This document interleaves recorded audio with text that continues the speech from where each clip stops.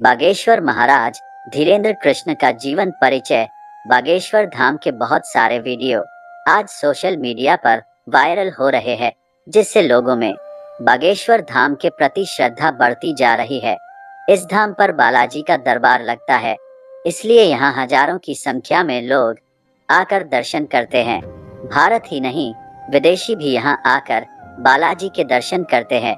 इस धाम का कार्यभार धीरेन्द्र कृष्ण जी संभालते हैं, इसलिए इन्हें बागेश्वर महाराज और बालाजी महाराज के नाम से भी जाना जाता है। हनुमान जी का ये मंदिर कई वर्षों पुराना है और धीरेन्द्र कृष्ण की पिछली 3-4 पीढ़ियां इस मंदिर में पुजारी रही है। धीरेन्द्र कृष्ण जी के दादाजी ने इस मंदिर का पुनर्निर्माण करवाया था। इस दरबार में काफी सालों से विशाल दरबार लगता है और लाखों की संख्या में यहाँ श्रद्धालु आते हैं। धीरेन्द्र कृष्ण 2003 से इस दरबार को संभाल रहे हैं। इन्होंने 9 वर्ष के उम्र में हनुमान जी की पूजा करनी शुरू कर दी थी। इन्होंने आज तक अपने सभी कर्तव्यों का पालन किया है, जैसे इनके पूर्वज करते आए हैं। इन्होंने अपने प्रवचनों से श्रद्धालु की श्रद्धा को और ज्यादा मजबूत किया है।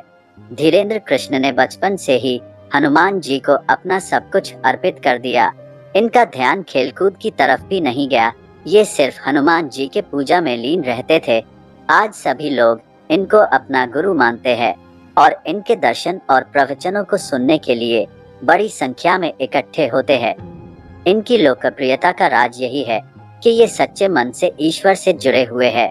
इन्हें चमत्कारी महाराज भी कहा जाता है, क्योंकि लोगों की मान्यता है कि इनकी कही हुई बात कभी गलत नहीं होती है। अब हम इनके जीवन से जुड़ी जानकारियों को देखेंगे। धीरेन्द्र कृष्ण कौन है? इनका जन्म 4 जुलाई 1996 को मध्य प्रदेश के छतरपुर जिले के गढ़ा नामक गांव में हुआ। इनके पिता का नाम राम कृपाल गर्ग और माता का नाम सरोज गर्ग है। इन्होंने अपने बचपन गढ़ा गांव में ही बिताया है। इन्होंने अपने जीवन में सबसे पहले अपने दादा से सीखना शुरू किया था, जिसका नाम भगवान दास गर्ग था।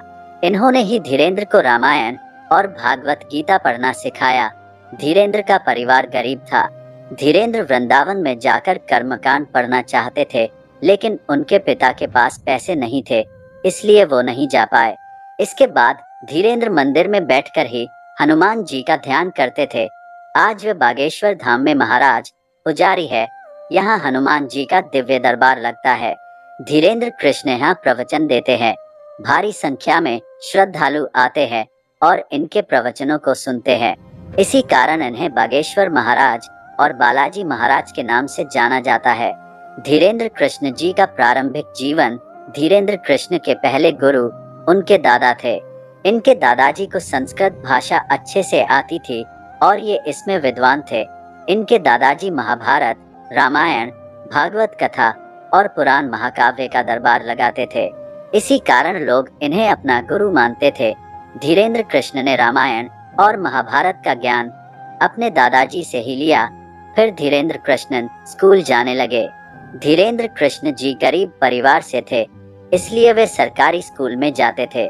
सरकारी स्कूल में इन्होंने 8वीं पास की, लेकिन सरकारी स्कूल 8वीं तक ही था, इसलिए इन्हें 5 किलोमीटर दूर गंज नामक गांव में शिक्षा ग्रहण करने जाना पड़ता था। धीरेन्द्र हमेशा पैदल स्कूल जाते थे, लेकिन ये कभी कभी ही स्कूल जाते थे। एक महीने में लगभग 5-6 बार ही स्कूल जाते थे। धीरेन्द्र कृष्ण ने 12 साल की उम्र में ही प्रवचन देना शुरू कर दिया था। वे अपने दिन का सर्वाधिक समय हनुमान जी की साधना में लगाते थे। इसी के परिणाम स्वरूप इन्हें कई सिद्धियां प्राप्त हुई है। गंजगांव के स्कूल में इन्होंने 12वीं पास की और बाद में इन्होंने स्नातक स्तर की पढ़ाई करनी चाहिए, लेकिन रेगुलर पढ़ाई करना मुश्किल था, इसलिए इन्होंने अपनी पढ़ाई प्राइवेट करने की सोची। इन्होंने अपना दाखिला BA में करवा लिया, लेकिन वे कॉलेज नहीं जाते थे। धीरेन्द्र के दोस्त अच्छे कॉलेजों में शिक्षा ले रहे थे, लेकिन आर्थिक स्थिति ठीक न होने के कारण धीरेन्द्र ने इस पर ध्यान नहीं दिया। इसी दौरान इनका झुकाव पढ़ाई से हटकर मानव सेवा की ओर चला गया और इन्होंने आगे पढ़ाई नहीं की। धीरेन्द्र जी ने अपने पूर्वजों के मार्गदर्शन को अपना कर्तव्य मानते हुए कल्याणकारी कार्य करना चालू कर दिया। धीरेन्द्र कृष्ण की सफलता की कहानी। धीरेन्द्र कृष्ण ने आर्थिक दृष्टि से कई अड़चनों का सामना किया है। इन्होंने अपना जीवन गरीबी में बिताया है। इनकी शिक्षा भी 8वीं तक सरकारी स्कूल में की है। आगे की पढ़ाई करने के लिए ये पास के गांव गंज में जाते थे और हमेशा पैदल स्कूल जाते थे। जब 12वीं कक्षा भी उत्तीर्ण हो गई तो इन्होंने कॉलेज में भी ए के लिए दाखिला करवाया, लेकिन रेगुलर पढ़ाई करना इनके लिए संभव नहीं था। इसलिए इन्होंने प्राइवेट ही स्नातक स्तर की पढ़ाई की। इनके सारे मित्र अच्छे कॉलेजों में पढ़ते थे, लेकिन इन्होंने कभी उन पर ध्यान नहीं दिया। इनके जीवन के आर्थिक स्थिति ठीक नहीं थी, इसलिए इन्होंने अपने परिवार का पालन पोषण भिक्षा मांगकर किया था। ये पंडित थे, इसलिए भिक्षा मांगना इनके लिए कोई बड़ी बात नहीं थी। आज धीरेन्द्र कृष्ण के पास सब कुछ होते हुए भी ये भिक्षा मांगकर खाते हैं। धीरेन्द्र कृष्ण परिवार के सबसे बड़े बेटे हैं। इनके 2 भाई और 1 बहन है। बड़े होने के कारण परिवार की सारी जिम्मेदारी इन पर ही थी। इनके पिता बहुत कम काम करते थे, इसलिए इनको ही आगे बढ़कर काम करना पड़ता था। बाद में इन्होंने सत्यनारायण भगवान की कथा सुनाना शुरू कर दिया। इससे इनकी आर्थिक स्थिति में सुधार आने लगा। दादाजी बालाजी का दरबार लगाते थे और मंदिर में बहुत सारा चढ़ावा आता था, लेकिन इन्होंने कभी भी इन पैसों का उपयोग घर खर्च के लिए नहीं किया। धीरेन्द्र कृष्ण ने अपना ध्यान ईश्वर भक्ति में लगाया रखा और इसी के बदौलत इनके पास आज बहुत बड़ा दरबार लगता है। लोगों की इनके प्रति बहुत आस्था है। आज ये भव्य भंडारा लगाते हैं, गरीबों के बच्चों के विवाह करवाते हैं और निशुल्क भोजन करवाते हैं। इन्होंने अपने चमत्कारों और प्रवचनों से बहुत लोकप्रियता अर्जित की है और श्रद्धालुओं में श्रद्धा बढ़ती जा रही है। आज बहुत भीड़ यहाँ आती है और बालाजी का दिव्य दरबार लगता है। धीरेन्द्र कृष्ण ने हाल ही में 50-60 करीब कन्याओं का विवाह करवाए हैं। इन विवाहों का सारा खर्चा ये स्वयं उठाते हैं।